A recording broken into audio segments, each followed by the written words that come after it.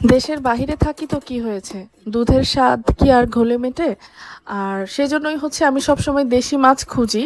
কিন্তু দেশি যে ছোট মাছগুলো সেগুলো খেয়ে একেবারে মজা পাওয়া যায় না, কারণ এটা ফ্রোজেন থাকে আর রান্না করলে কেমন জানি একটা স্মেল বের হয়।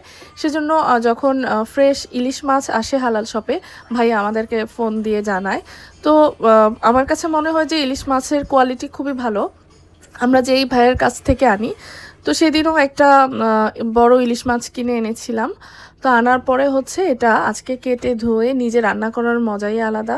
আর আমি দেশে কখনো নিজের হাতে মাছ কাটিনি, বাট এখানে তো সবই নিজেকেই করতে হয়। তো যেই পিস করা ইলিশও পাওয়া যায়, কিন্তু পিস ইলিশগুলো হচ্ছে সাইজে ছোট হয়, আর যেহেতু পিস করার পরে এটা ফ্রোজেন থাকে, টেস্টটা হচ্ছে ভালো আসে না।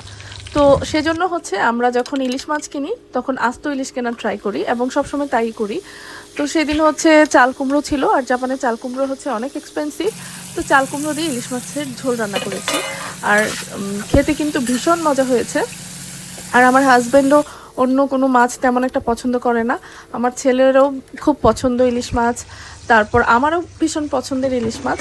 তো আর যখন নিজের পরিবারের জন্য কেটে ধুয়ে একটা মাছ রান্না করা হয়, এটার প্রতি হচ্ছে একটা অন্যরকম ইমোশন কাজ করে।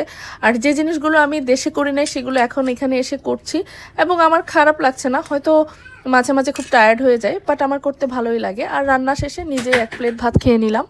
চাল কুমড়ো আর ইলিশ মাছের এই রেসিপিটা ট্রাই করতে পারেন, আর কেমন হয় আমাকে অবশ্যই জানাবেন। আর এখন কিন্তু প্রচন্ড গরম, আপনারা সবাই বেশি বেশি লিকুইড খাবেন, পানি খাবেন। টিল দেন, আল্লাহ হাফেজ।